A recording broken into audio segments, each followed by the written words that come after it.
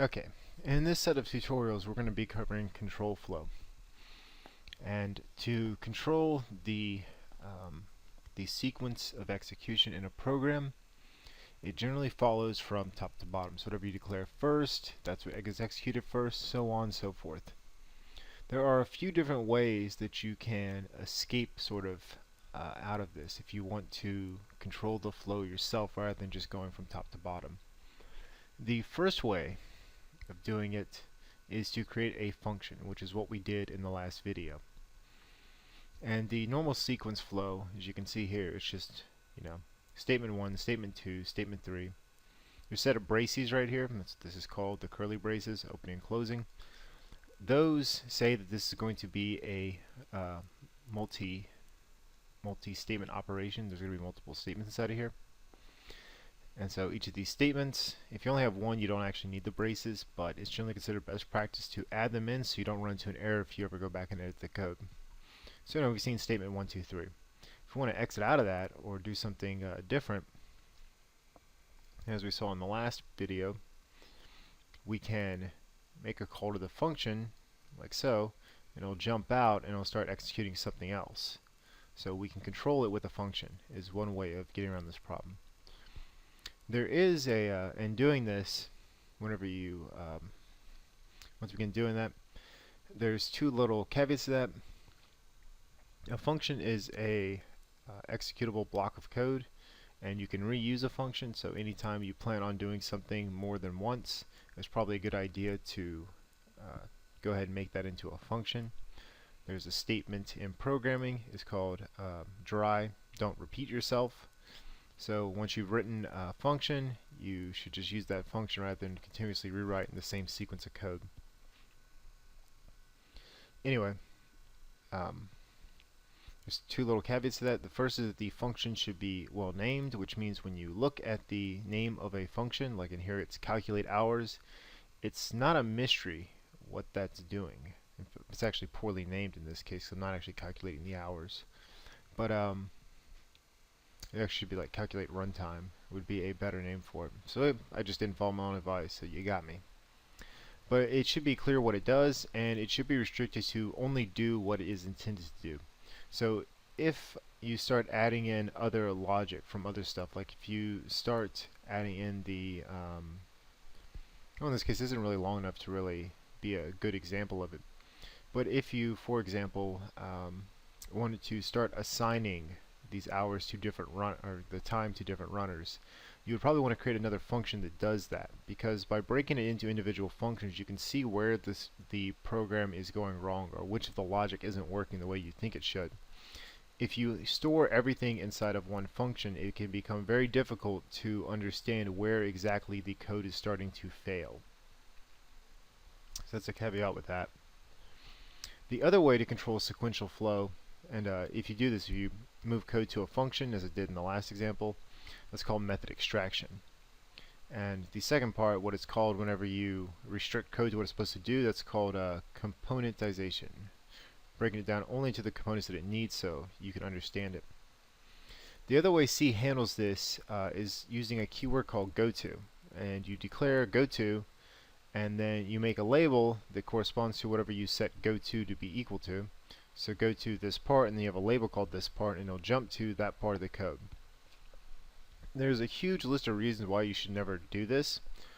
The number one thing is that it's very vague whenever you start using this sort of stuff as to why you're going to something else, and then where the label is applied, why is that there? It just becomes excuse me. It just becomes very difficult to read.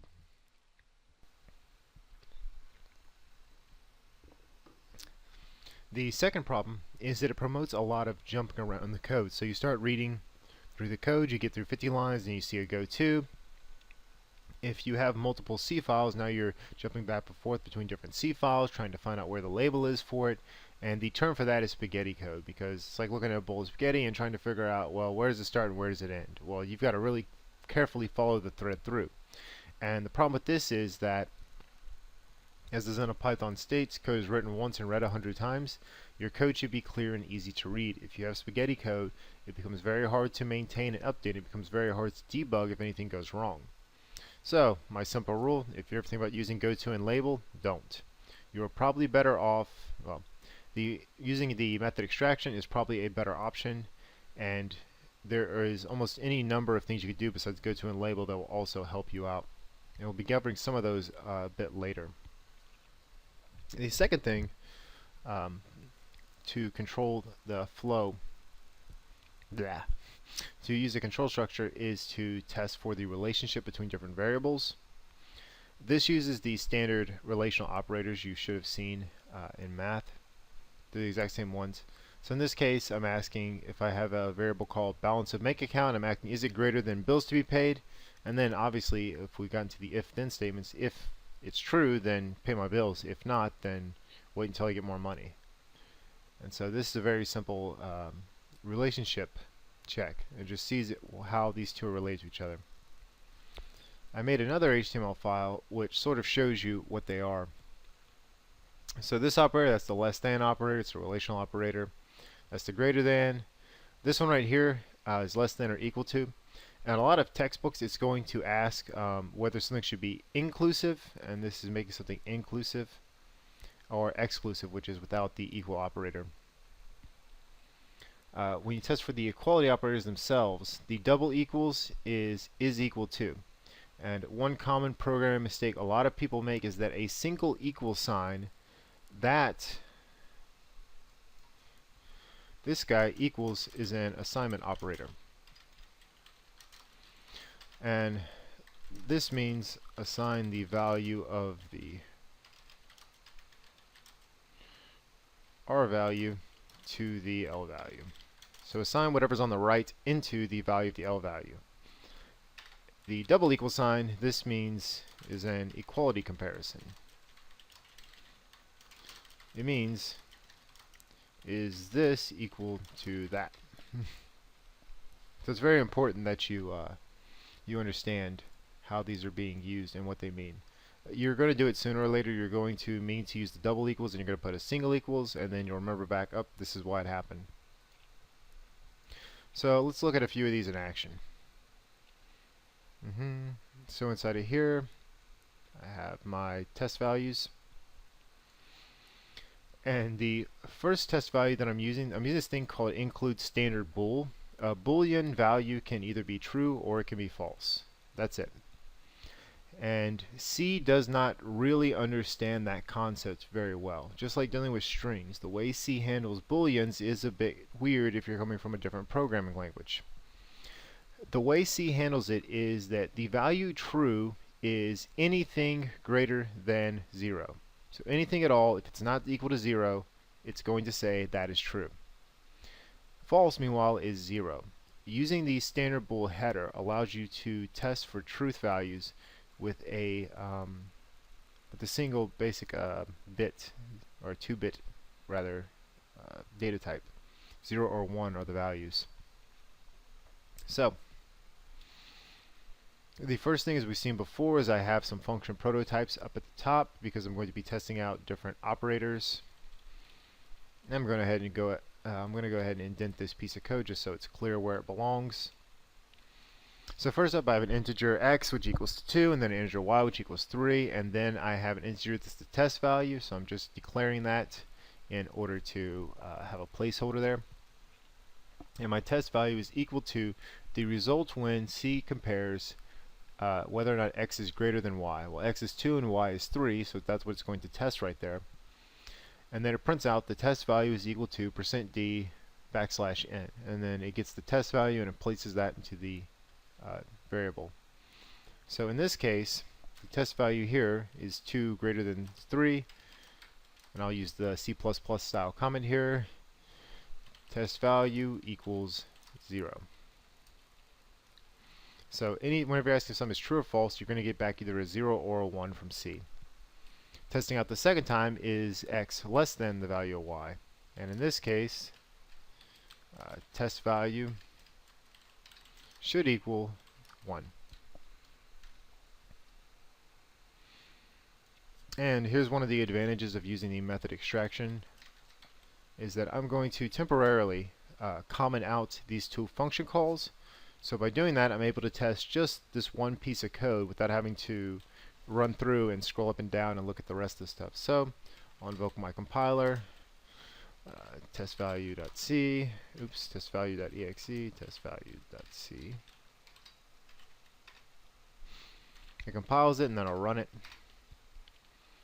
And so as we expect right here, when asking if if 2 is greater than 3, basically, the result of that is 0, and testing out if x is less than y, or just 2 less than 3, that is true, so it equals 1.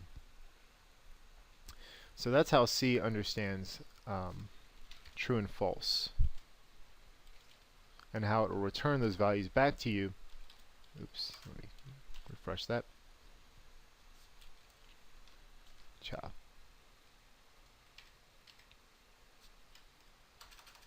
Lining things up can be tricky sometimes. I'll do that. Save it. Anyway, the next thing is I'm actually going to use the bools inside of here. So this time I'm declaring a bool called test truth, another one called test false, another one called test equality. And I'm setting test truth equal to true. And in fact, in order to avoid some namespace collision, I'm going to pause this video and clean this up. Okay, so all I did to clean that up was I pulled out the test default into its own function, and that's going to allow me to test just the test bool part without getting anything from the test default here. Now I called it namespace collision, I think, in a second. That's not really what would happen. It would just simply output the values here into this. It would look like that. It'd be just a little more difficult to read. So I'm going to go ahead and compile that and then run it. And here we go. So it starts off in this test bool function with these 3 statements, and the first value, test truth equals true, and then I print out what the test value of that is. And as we can see in a bool, the value of true is 1, and then if we declare it to be false with the boolean type, the value of false is false, and then I use 2 new line characters to tell it to create a blank space here. After that, I start testing equality operators. Now I have my equality operators in parentheses. You don't actually have to do that, but there's a saying and it goes like this: parentheses are free. What that means is that if you ever want to be certain of how your code is being executed in terms of the precedence, then use parentheses to make sure that it's explicit, that the compiler understands what you want to have happen first. So in general, whenever I write code, I tend to use a lot of parentheses, even if they aren't strictly speaking necessary. In fact, in the test value, most of the stuff I've written here, I'm using parentheses when they aren't strictly speaking necessary. But I just like to do it because also when it starts getting to and ors, I think that putting parentheses around things makes it much clearer what's going on there than leaving them off. Anyway, next up I test the equality, and this time asking is 13 greater than 14. And the way this works, you want to actually read this as close to literal English as you can. You're basically saying, is it true that the value of 13 is greater than the value of 14? Because anything you're evaluating, you're testing the truth condition of it. So is it true that? Now you could also use what's known as a unary operator, which would be to throw the not sign right there, and then is it not true that the value of 13, in which case it would change the evaluation to true in that statement. Right now it's false, but if I was asked, is it not true that 13 is greater than the value of 14? Well, that's not true, which means the statement itself becomes true. Yes. This is how you run into logical paradoxes. For example, a barber shaves everyone in town who does not shave himself. Thus, does the barber shave himself? If the answer to that question is yes, then no, he doesn't. If no, then yes. Anyway, that's how you run into this sort of logical paradox if you start talking like that. Anyway, the next test equality is 13 less than the value of 14? And that should equal true. The next one is 13 equal to, this uses the double equal sign as we discussed a second ago. That's a equality check. Is it true that 13 is equal to the value of 14? Of course not. And then finally, using the unary negation, is it not true that 13, or excuse me, Is it true that 13 is not equal to the value of 14? And in that case, the statement is true. 13 is not equal to 14. And then we print them out. You can see right here what happens. When I use the bool condition and I test it out, I get basically the same values back. But some people like using these true and false, and I actually kind of prefer them myself. So that way it's a little more explicit what we're asking for in this.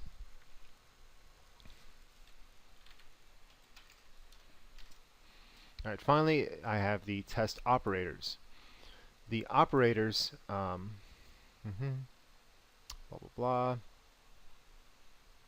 Yeah, the logical operators test a set of conditions and see if they're true. In the case of the double ampersand and, that's the special C way of saying and. The reason why you can't use a single ampersand is because a single ampersand means address of. So you'd be asking for the address of an operator if you use a single and sign. So the double and, or double ampersand, that is this way of saying you want to test a logical condition, not look for the address of something. For the double ampersand statement to be true, both statements must evaluate to true. So is it true that you are both single and over the age of 21? Right? And if that condition is true, then you are in the marriageable market, I guess. That's a silly example, but it demonstrates how you would say this in English. Both conditions must be true. If it's not true that you're over the age of 21, or I'll say 18. It's not true that you're over the age of 18, and if it's not true that you're single, then you're not in the marriage market. You either are married or you're too young to be married. So both statements must be true. The logical OR statement is a double pipe sign.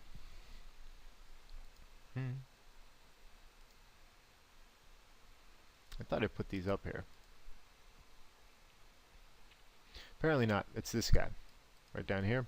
The double pipe, and that is if you look at your keyboard above the enter or the return key, you're going to see the forward slash. If you hold on your shift key and hit that forward slash, that is the pipe symbol. In the case of that, you're asking, is it true either or? So in order for the OR operator to be false, both statements must be false.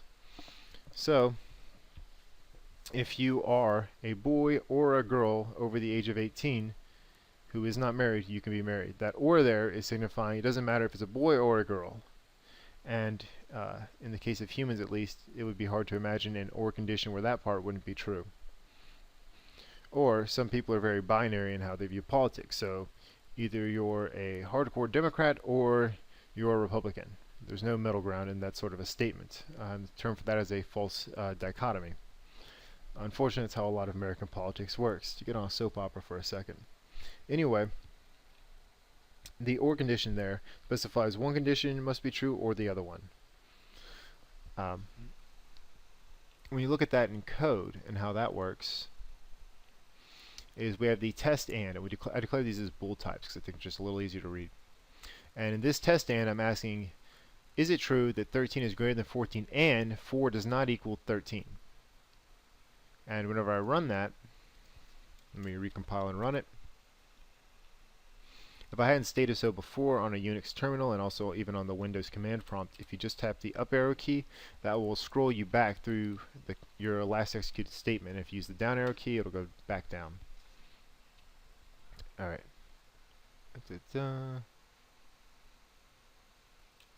Oh.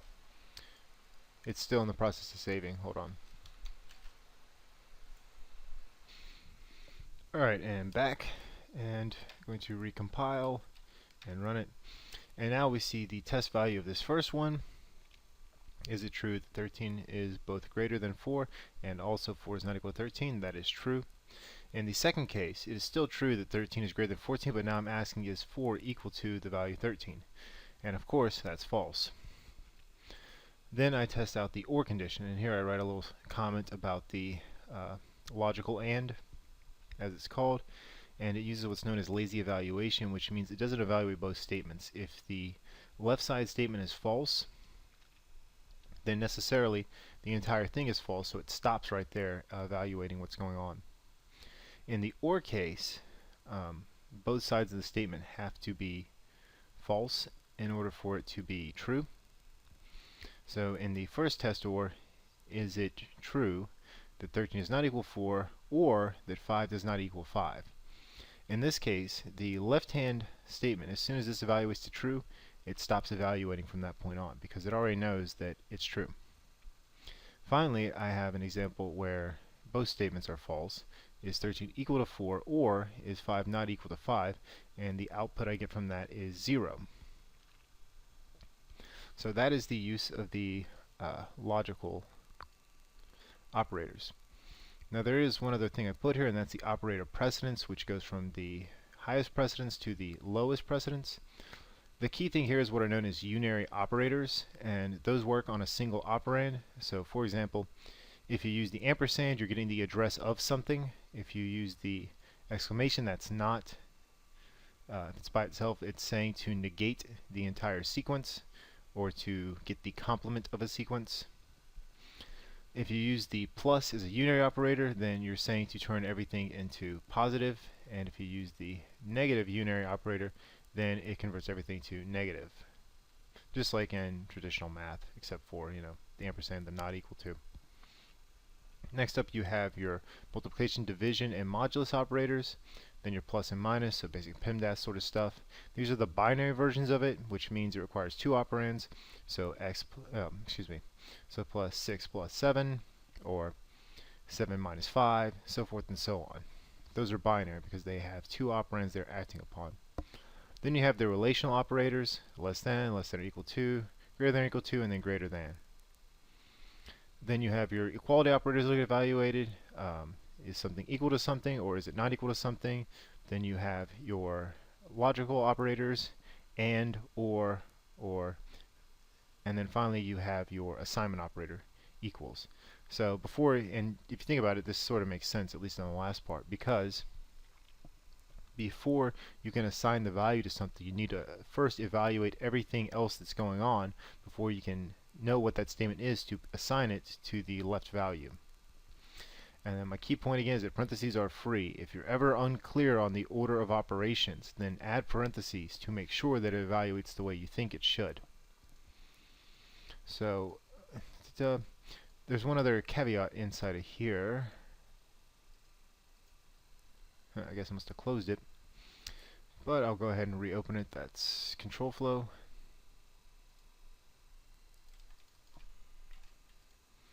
Pop this one open. Alright.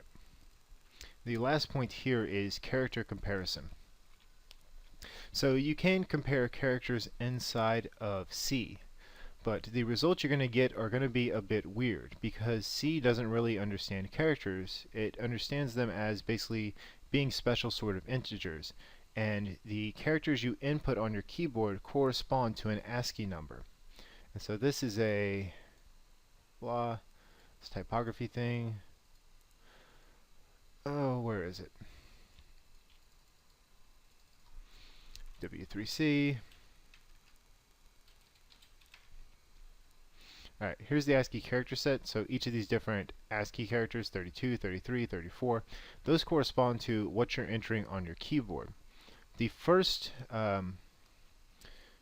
ones are special reserved characters, and it gives you a little description of what they actually do.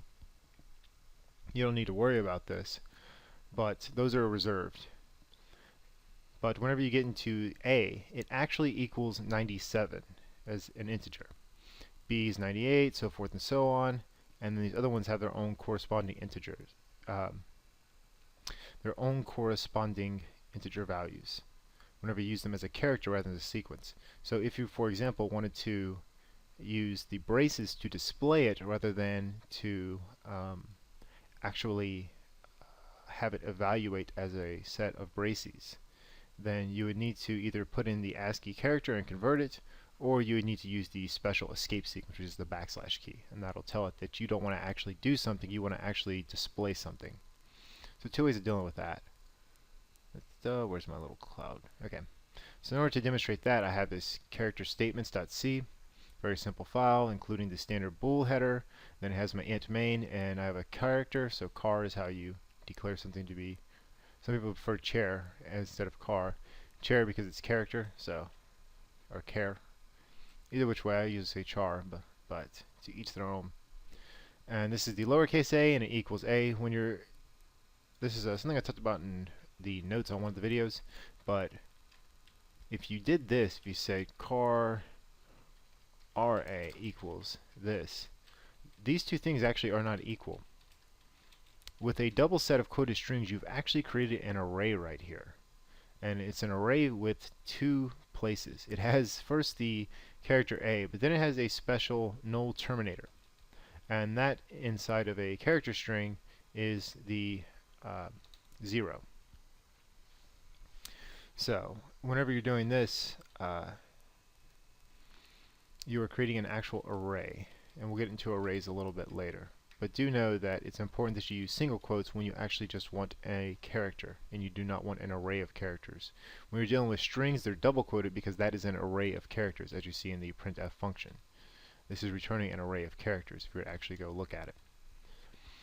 Then you have your bool, which is just testing the character. So first I'm going to print out inside of a dot slash car, what is the value of this lowercase a, and then what is the value of the uppercase a. And the value of lowercase a is 97, whereas the value of the uppercase a is 65. So if I test this using the test car and I ask, is the lowercase a greater than the uppercase a? The truth value of whether a is greater than a is, and the test character, and I see that it is indeed true, because I got that 1 there, that lowercase a has a greater value than uppercase a, and that result will surprise you if you're thinking, if you don't understand how it evaluates these sorts of things. That it's looking at the ASCII integer value, it's not looking at how you would normally think it should work. So you have to be very careful with that if you're trying to compare characters against each other, that you need to understand the ASCII code and what it actually does. So that concludes this portion of the video. In the next video I'm going to talk about if, else if, switch statements, do while loops, etc.